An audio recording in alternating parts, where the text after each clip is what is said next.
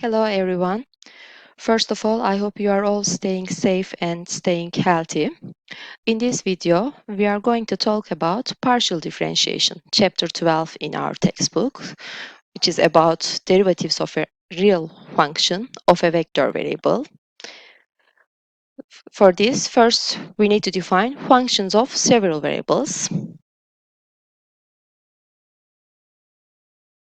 A function f of n variables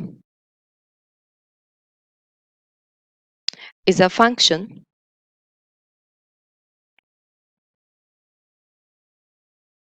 from a set D to R, where D, a subset of R to the n, n-dimensional real space, is the domain of F.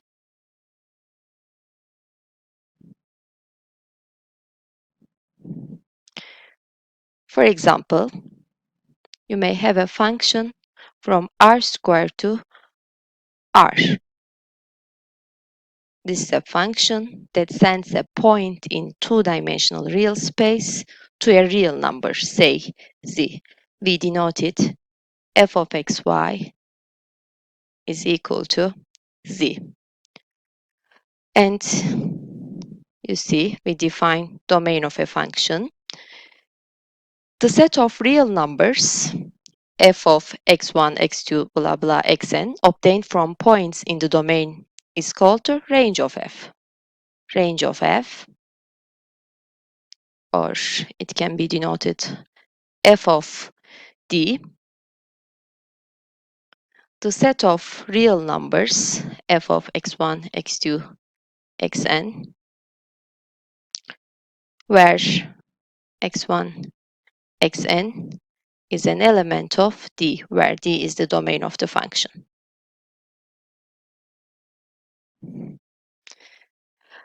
In this course, most of the functions that we will discuss will be functions of 2 or 3 independent variables. I mean, we will discuss functions whose domains are subsets of R to the R squared or R cube, two-dimensional or three-dimensional spaces.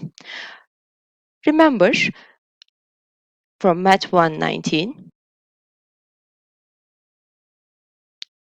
we discuss functions from real numbers to real numbers. It's a function that sends x to y. For example, you have such a rule, f of x is equal to y, and the graph of f of x is equal to y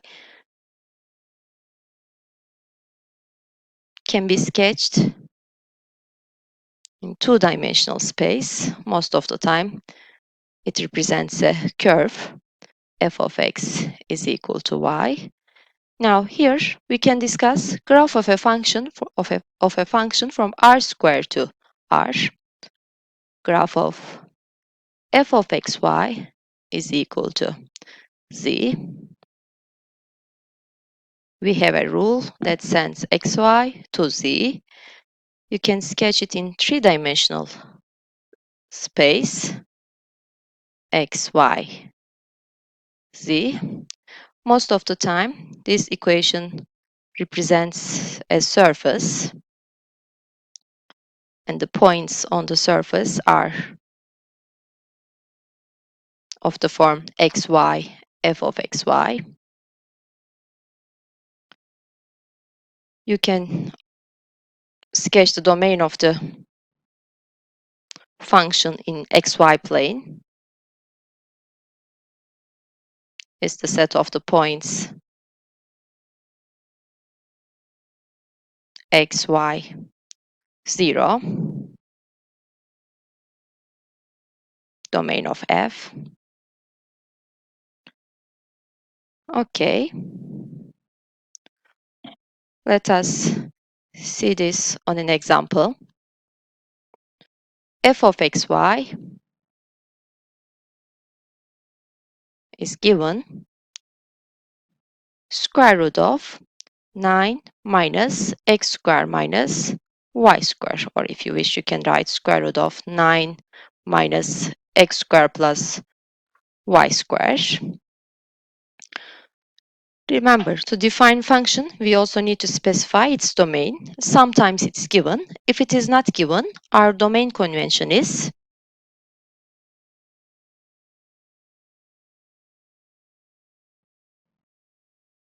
taking the largest set of points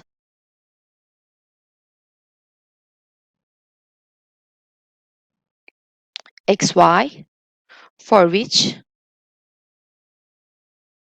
f of xy makes sense as a real number.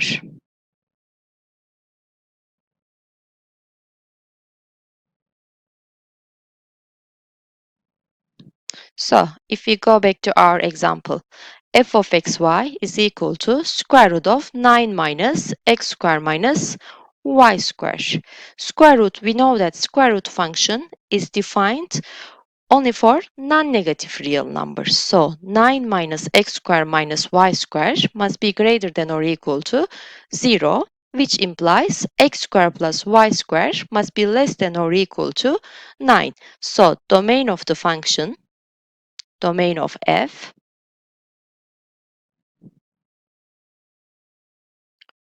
is the set of the points xy in R square such that x square plus y square less than or equal to 9, and this inequality represents the disk with radius 3 centered at the origin in R square. So domain of f is the disk with radius 3 centered at the origin.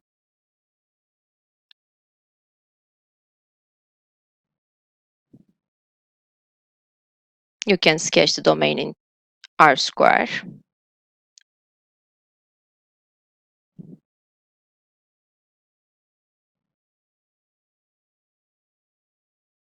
The points on and inside the circle with radius 3 centered at the origin. Okay, so we can also sketch the graph of the function.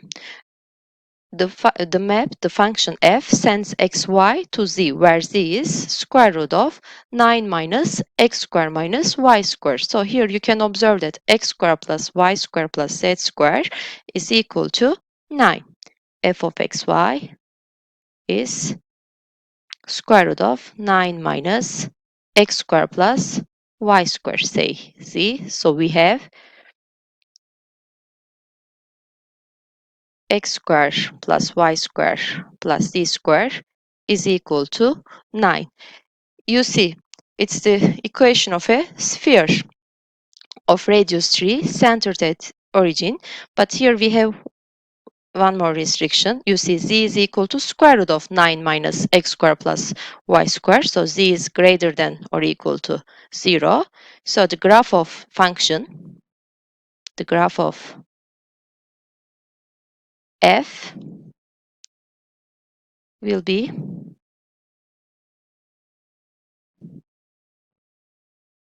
the hemisphere of radius 3 centered at the origin.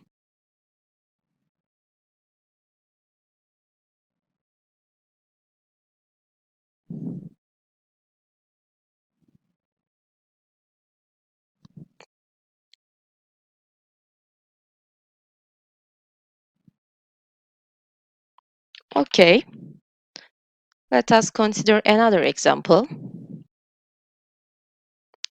Z is equal to x square plus y square.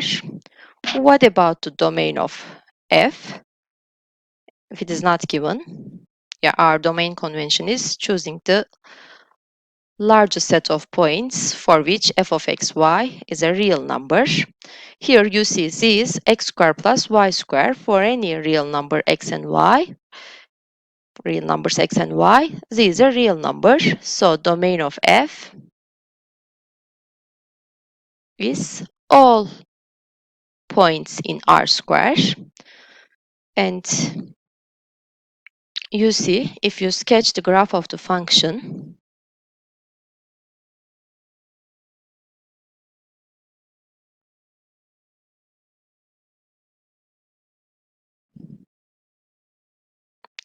it contains the origin for x and y are equal to 0, z will be 0.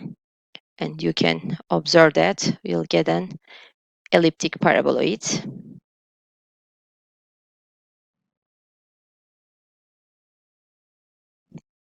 It's the graph of f of xy. The equation z is equal to x squared plus y squared represents the a surface which is known as elliptic paraboloid.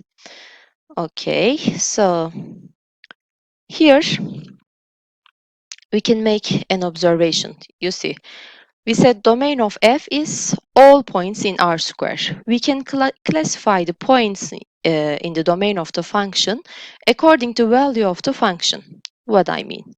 We can classify the points on the domain which takes the same value. For example, if you fix z value, you can determine the set of points that makes the function equals to that xz value. Here, for instance, in our example, if f of xy is equal to 3, it corresponds to the circle in the domain of the function, a subset circle of radius 3. For z is equal to 3, say z is equal to 3,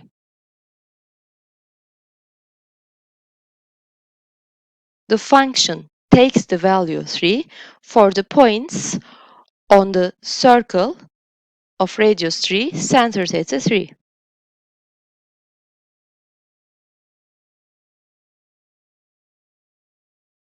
For any point on this circle or curve, the value of the function is 3. So actually we got this curve by taking the intersection of the surface, the graph of the function, with the plane parallel to xy plane, or z is equal to 3 plane.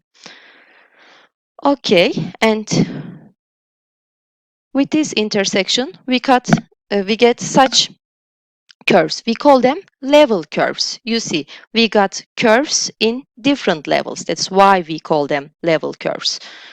Let me write definition formally.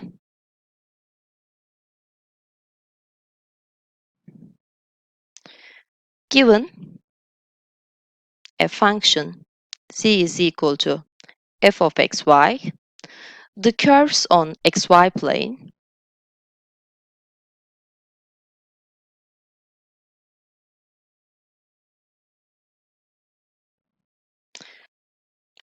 f of xy is c for a constant real number c are called the level curves of f. A level curve is simply a cross-section of the graph of z is equal to f of xy taken at a constant value, say z is equal to c. In our example, if I go back to same example, z is equal to x squared plus y squared, where the graph is an elliptic paraboloid.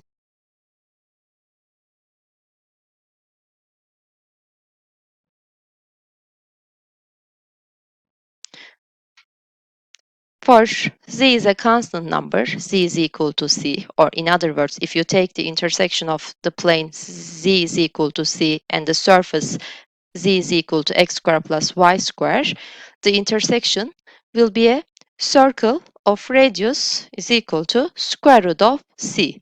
So a function has many level curves, and we can obtain a different level curve for each value of c in the range of f of xy.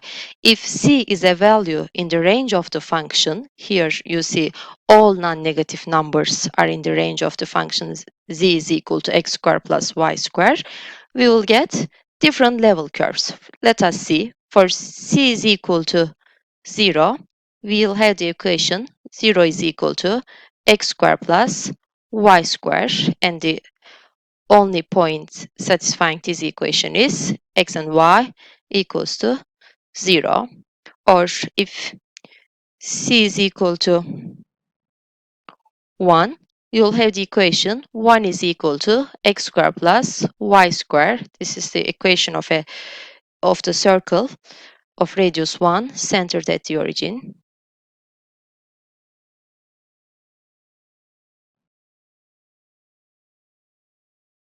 Or say c is equal to 2, you'll have 2 is equal to x squared plus y squared, which corresponds to circle of radius square root of 2.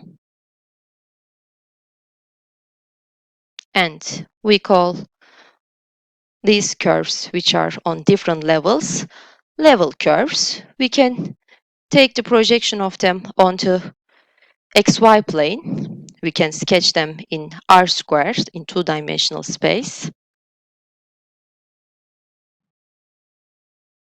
as follows.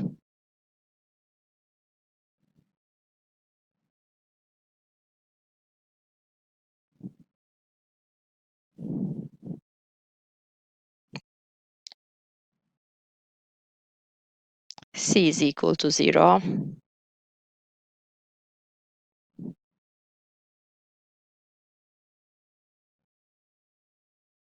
C is equal to 1.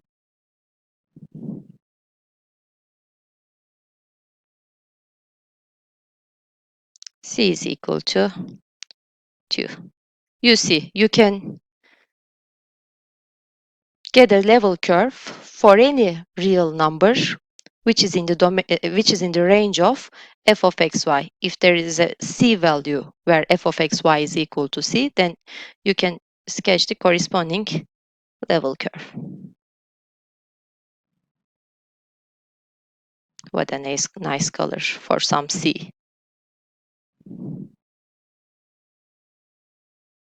Or let me write c is equal to 5, for example. Okay, so let us continue with more examples for sketching level curves of a given function.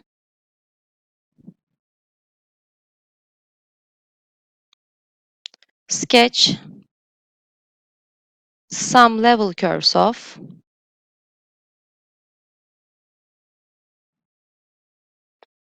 x squared plus y minus z squared is equal to 2z squared for z is greater than or equal to 0. Okay, let us do it. Try some values first. We will fix z, say z is equal to c, and consider the intersection of z is equal to c plane and the graph of the function f of xy is equal to z. So the set of points must satisfy both plane equation and the equation of the function. Y minus c squared is equal to 2c squared. If c is equal to 0, for example, you'll have the equation x squared plus y squared is equal to 0.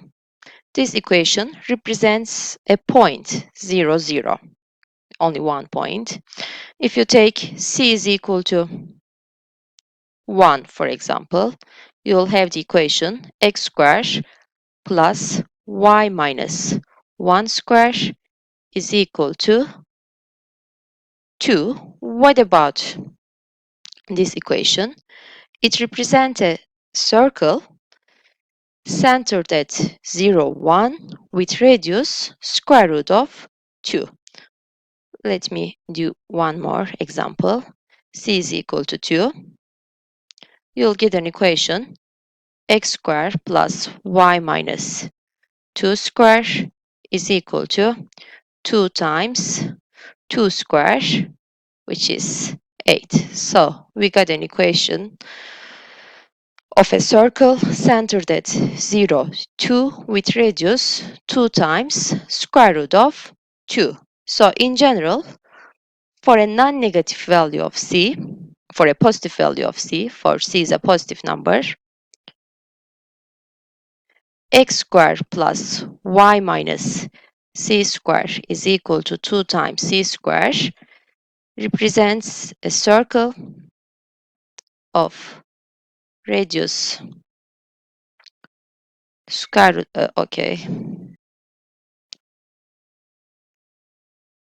c times square root of 2 centered at 0, c. So let us sketch these level curves in two-dimensional space in R square.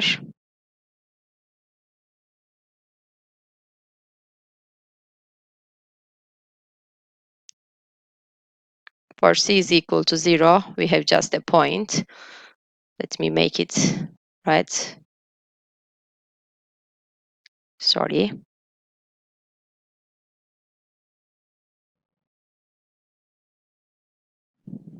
I couldn't.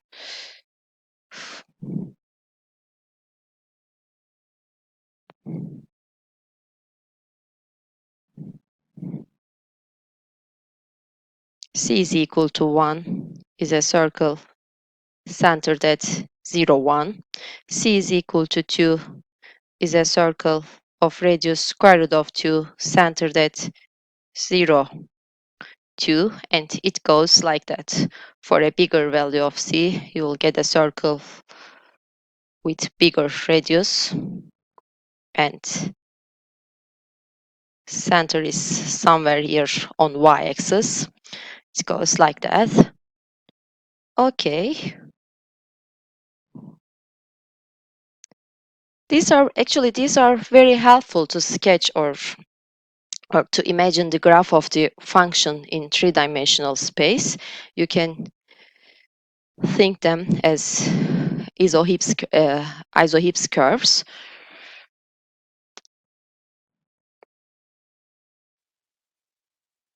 Okay, let us try to sketch the graph of the function. You see, function takes the value 0, z is equal to 0, only when x and y are equal to 0. You see, when z is equal to 1, x and y lies on the circle centered at 0, 1 with radius square root of 2. When z is equal to 2, for value z is equal to 2, you can choose a point from the domain lying on the circle centered at 0, 2 with radius square root of 2 times 2. So, if you sketch level curves in different levels in planes parallel to xy plane, according to z value, you can get the graph of the function. See? Nice. Okay. Let us continue with another example. The equation f of xy or c is equal to x squared minus y squared. Actually, we discussed this equation when we were going over quadratic surfaces. You see, z is equal to x squared minus y squared. For fixed value of y, you will get an equation of a parabola. For fixed value of x, you will get an equation of a parabola in yz plane. For a fixed value of z, you will get an hyperbola. So the object that we will get is called, the surface that we will get is called hyperbolic parabolate. Okay, but this is just a recall for you, reminder for you. Let us try fixed values of z. Here we have z is equal to x squared minus y squared. We can choose any point in R square, any domain of f is all points in R square. For any value of xy in R square, z is a real number. It represents a real number. And you can see that we can get any real number, we can write any real number of the form x squared minus y squared. So the range of the function is all real numbers. So for any real number, we will get a level surface. Let us consider c is equal to 0. If c is equal to 0, we have c is equal to 0 is equal to x squared minus y squared. And solve this equation for x and y. This is true if and only if x squared is equal to y squared, and x squared is equal to y squared implies y is equal to x, or y is equal to minus x. So the solution set of this equation is the union of the lines y is equal to x and y is equal to minus x. So corresponding level curve for c is equal to 0 is the union of the lines y is equal to x and y is equal to minus x.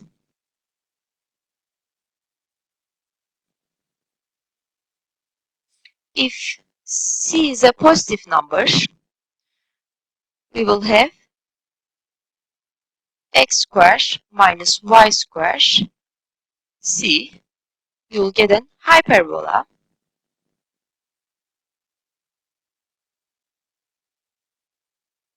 If c is okay, actually it's good to sketch them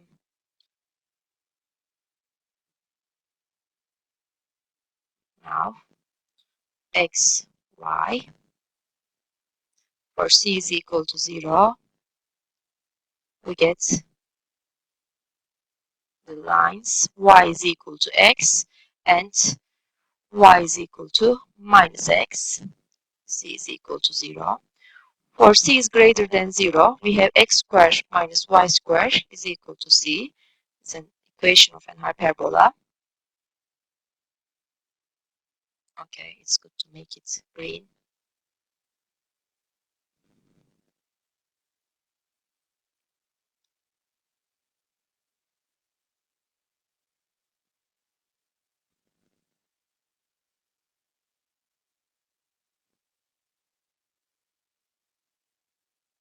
We will get such hyperbolas for positive values of c, if c is a positive number. What if c is less than 0? You'll have an equation x squared minus y squared is equal to c. Again, it's an equation of an hyperbola, but it's upward downward.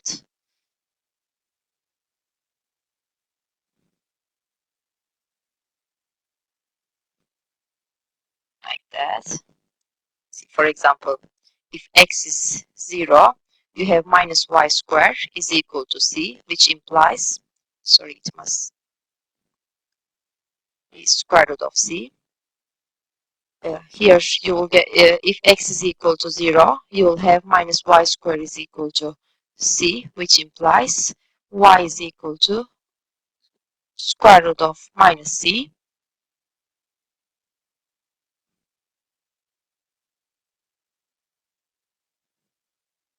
Or minus square root of minus c.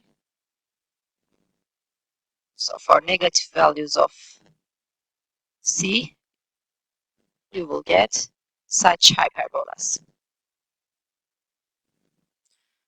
Okay, and the corresponding graph of the function, it's a little bit difficult to sketch for me, but I will try my best. X, Y, Z axis. You will get the surface which is known as saddle, since it looks like a saddle. Something like that. This is called hyperbolic paraboloid. Okay.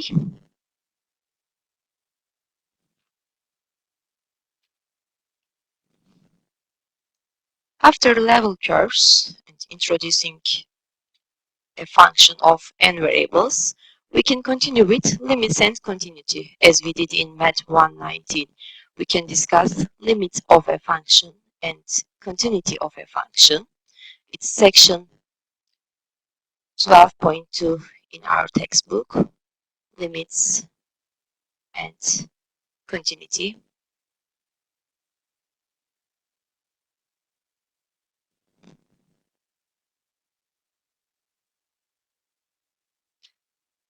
Remember, recall that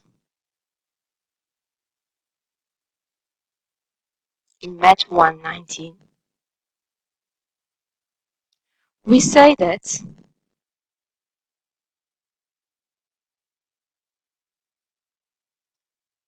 limit of f of x as x goes to a is L if for every epsilon greater than 0, there exists a number, positive number,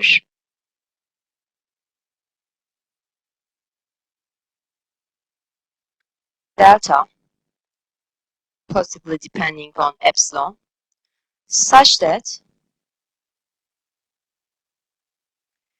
if the distance between x and a is less than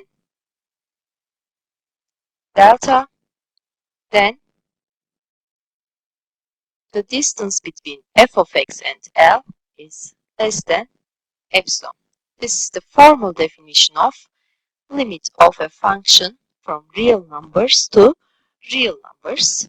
Here, informally, we are saying that if as x goes to a, f of x goes to L, it means that we can make the value of the function f of x as close as we want to L by choosing x sufficiently close to a. Informally, we are saying that choosing x sufficiently close to a, we can control the value of f of x. We can make the value of f of x as close as we want to L. We will write the same definition for functions of several variables right now.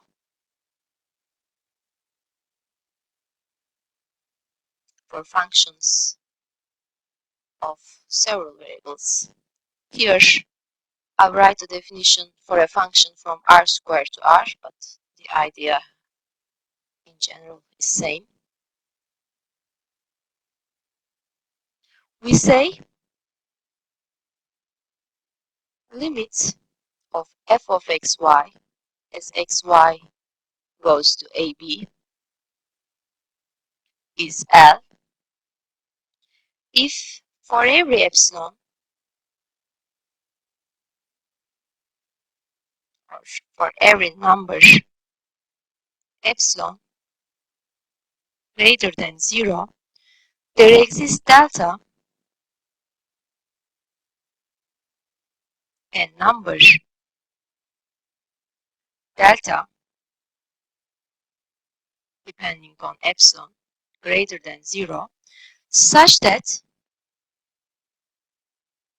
if the distance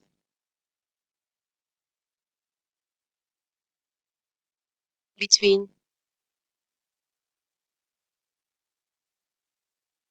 AB and xy is less than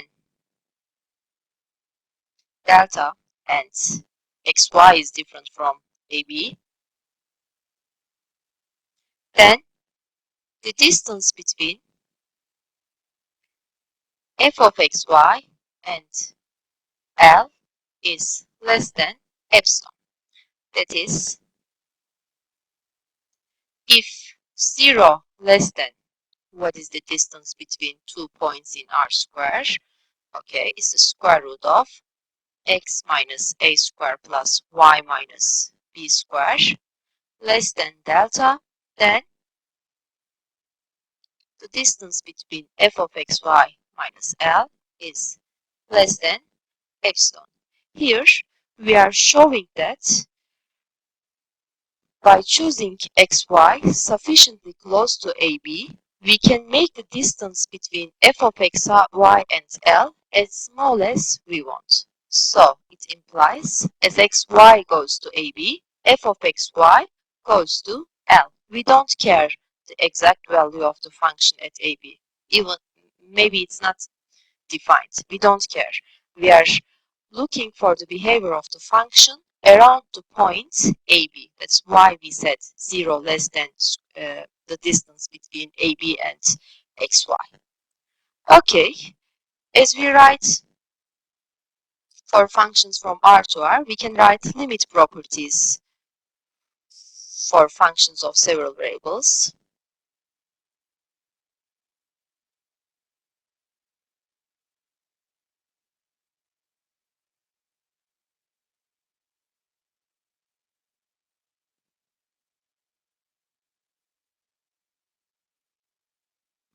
If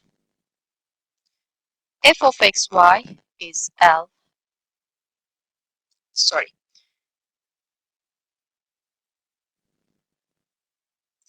if as xy goes to AB, f of xy goes to L, and as xy goes to AB, g of xy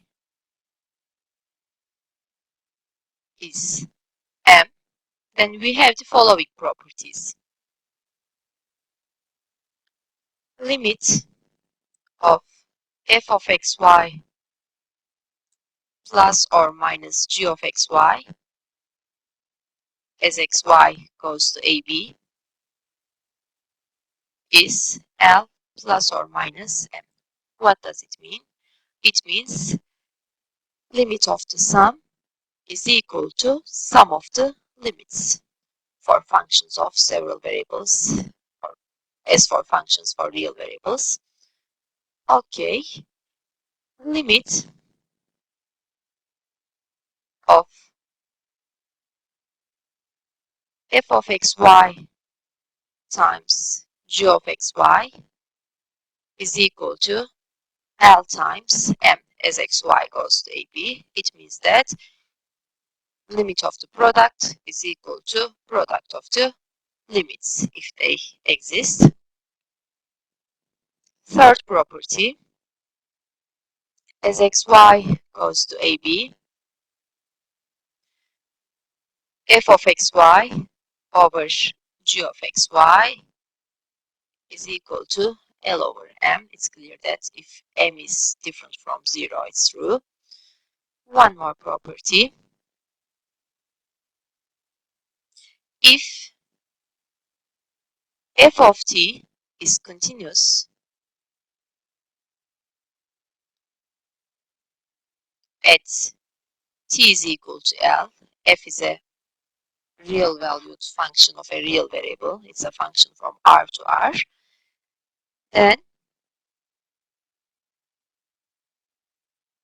as xy goes to AB, or maybe it's good to give a different name, h of t, because we use f before for a function from R squared to R. As xy goes to AB, h of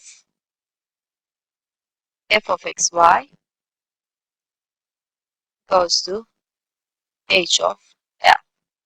Here, what we are doing, by using continuity of h, you can move limit inside h of limit as xy goes to AB, f of xy. Since f of x as xy goes to AB, f of xy goes to L, we got the result h of L. But it's true when h is a continuous function. Otherwise, we cannot make this modification. Okay, so let us go over some easy examples by using limit properties. Consider the limit xy goes to 2, 3 of 4x squared plus 2y. Okay, it's an easy limit. As x goes to 2, you have x squared. You can think it as the product of two functions. Your function is x and you are taking the product of x with x.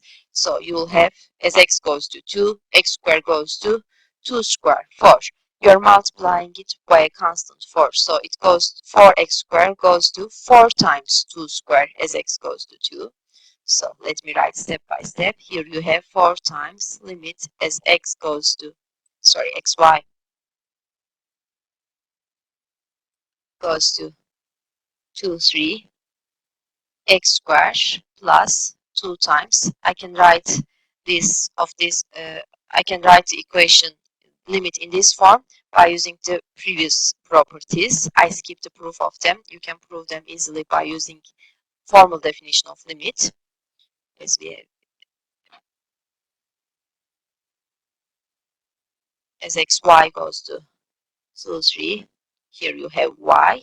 So the result is 4 times 2 squared plus 2 times 3, which is equal to 16 plus 6, 22. Another easy example. As xy goes to 0, 0. Oh, not 0, 0, I'm sorry. This is the next example. Pi over 3, 2. You have function y times sine x over y. If limit of y and limit of sine x over y exist, you can write the limit of the product as the product of limits. If limits exist, it's equal to limit of y as xy goes to pi over 3, 2 plus as xy goes to pi over 3, 2 sine x over y. As xy goes to pi over 3, 2, y goes to 2. It's clear, so first limit exists. What about the second one? In second one, we have sine function. It's a continuous function. So we can write it as sine of limit as xy goes to pi over 3, 2 x over y, and as xy goes to pi over 3, 2 x over y goes to pi over 6, so we got 2 plus sine pi over 6, which is equal to 1 half, so we got 2 plus 1 half, 5 over 2. Okay. I think I made a mistake. What is sine pi over 6? It's, okay, it's 2, but what is my mistake? I wrote it as plus, but it's just a product.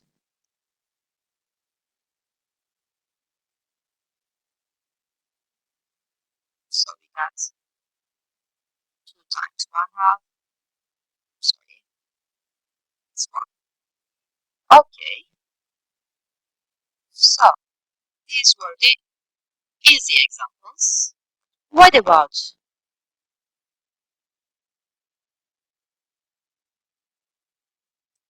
limits of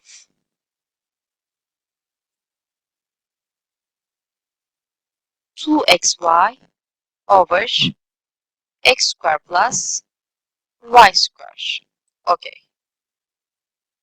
we want to see the behavior of 2xy over x squared plus y squared as xy goes to 0, 0. Our function is 2xy over x squared plus y squared.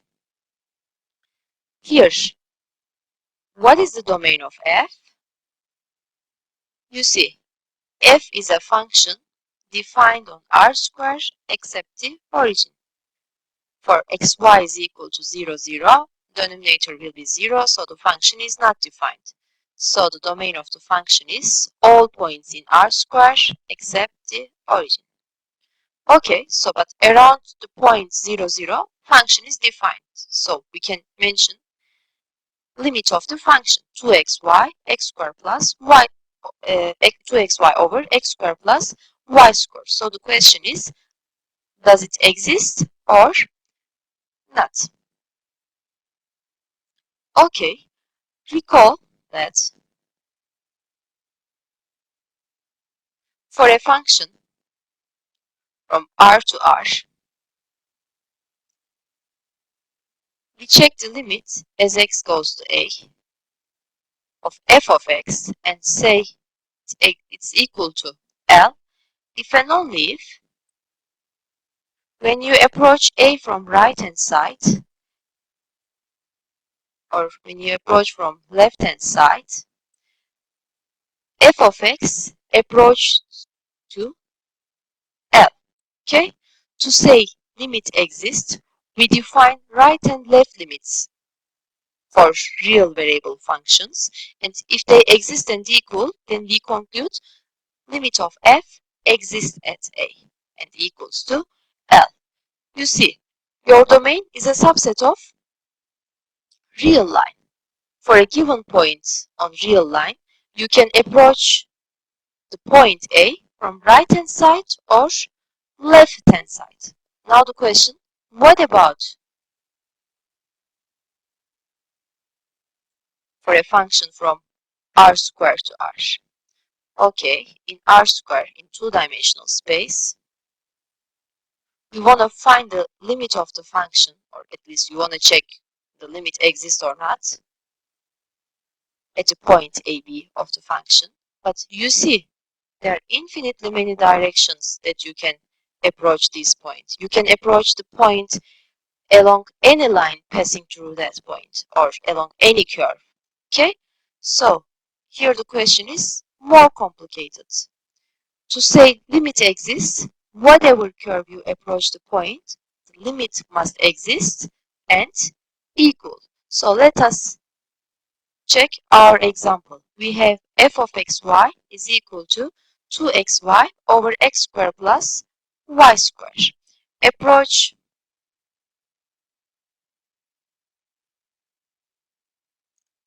0, 0 along the x-axis. You can approach along any curve passing through 0, 0. And you see the points on x-axis except the origin are in the domain of the function. Domain of the function is all points in R square except the origin. Okay, if you approach 0, 0 along the x-axis, you see the points on the x-axis are of the form f of x 0. And if x is different from 0, the value of the function is 0 if x is different from 0. So limit as x goes to 0 of f of x 0. I'm saying as x approaches to 0, x is different from 0, the function is equal to 0. So limit will be equal to 0. But be careful. This doesn't mean that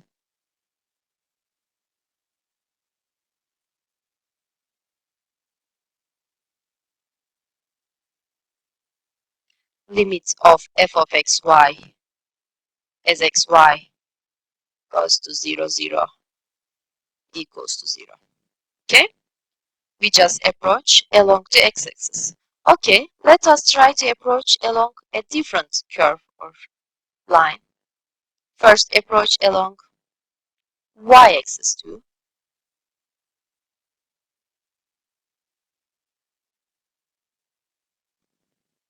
On the y-axis, points are of the form 0y, and the value of the function is 0 if y is different from 0. So, as xy goes to 0, 0, or x0 as y goes to 0, f of 0y, since the value of the function is 0, is 0. Okay, so up to now, we observed that if we approach the origin along the axis, x-axis or y-axis, we got the limit value 0. At this point, we can only say that if the limit of the function exists, it must be equal to 0. But let us try to approach along a different line. Approach 0, 0. Okay, you can approach along a different line, along any line passing through the origin. along the line, for example, x is equal to y. Here you can take y is equal to k times x for any k. Okay, so the points are of the form x, x. And what is our function? Our function is 2xy over x squared plus y squared. So it will be 2x times x over x squared plus x squared. So the function is 2x squared over 2x squared, which is equal to 1 if x is different from 0. At 0, 0, it's not defined. But except the origin, along the line x is equal to y, the value of the function is equal to 1. So as we approach 0, 0 along the line x is equal to y, the limit value is equal to 1. As x goes to 0, f of xx goes to 1. Okay, so you see we got different results. If you approach along x-axis or y-axis, you got 0. If you approach along the line x is equal to y, you got 1. So this is enough to say limit of f does not exist. If limit exists, from the formal definition of limit, on any curve when you approach, you should get the same limit value. So f does not have a limit as xy goes to 0, 0. Okay, another example.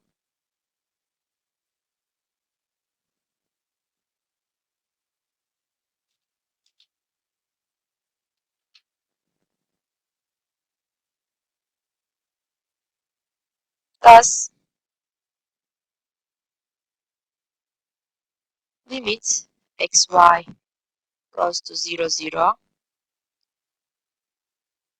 f of xy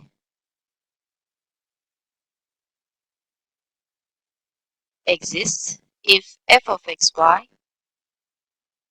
is 2x squared y over x to the 4 plus y squared. Okay, we will do the same thing again. We will try to approach the origin along different curves or lines. As we did in the previous example, you can start by approaching along the x-axis or y-axis. If you approach x 0, 0 along x-axis, you see f of x0 is 0 if x is different from 0. And similarly along y-axis, f of 0y is equal to 0 if y is not equal to 0. So, as x0 goes to 0, 0, f of x0 goes to 0, and similarly as 0y goes to 0, 0, f of 0y goes to 0. Okay, as we did in our previous example, approach along x is equal to y line. It's a line passing through the origin. Or let us make it more general and approach 0, 0 along y is equal to k times x for some k. For any real number k, you see y is equal to k times x is a line passing through the origin, and the points on the line except the origin are in the domain of the function. So, if you consider the limit of f of x kx, as x goes to 0, you have 2x squared times kx over x to the 4 plus k squared times x squared. And you see here we have in x square parenthesis 2kx over in x square parenthesis x square plus k square. As x goes to 0, you see numerator goes to 0, denominator goes to k square. Okay, maybe it's good to assume k is different from 0 here. Okay, so you see the limit value is equal to 0.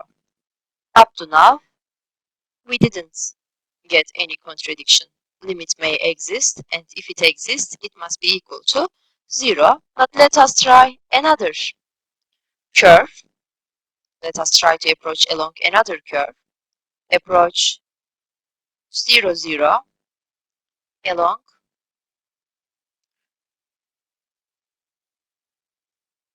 y is equal to x square.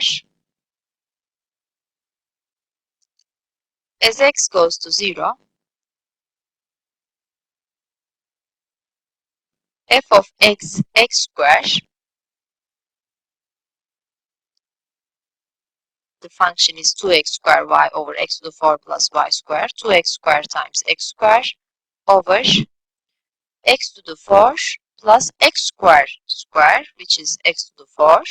So you see what we got. We have 2 times x to the 4 over 2 times x to the 4, which is equal to 1 if x is different from 0. So limit value is 1. It's different from 0. As in our previous example, we conclude that limit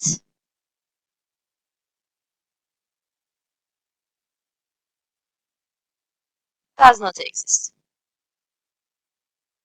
Okay? In these two examples, we have seen how to show limit does not exist.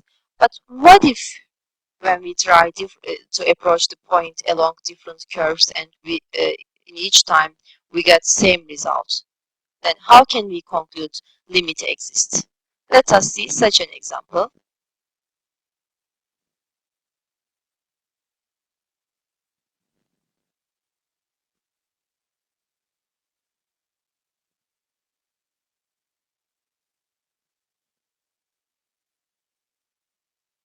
Zero, 0, x square y over x square plus y square exists? If yes, show. Okay. I can leave it as an exercise for you to try to approach x square y over x square plus y square to approach 0, 0 along different curves. You can observe that in each time it goes to 0. So the answer is yes. Limit exists and equals to 0. How can we show it?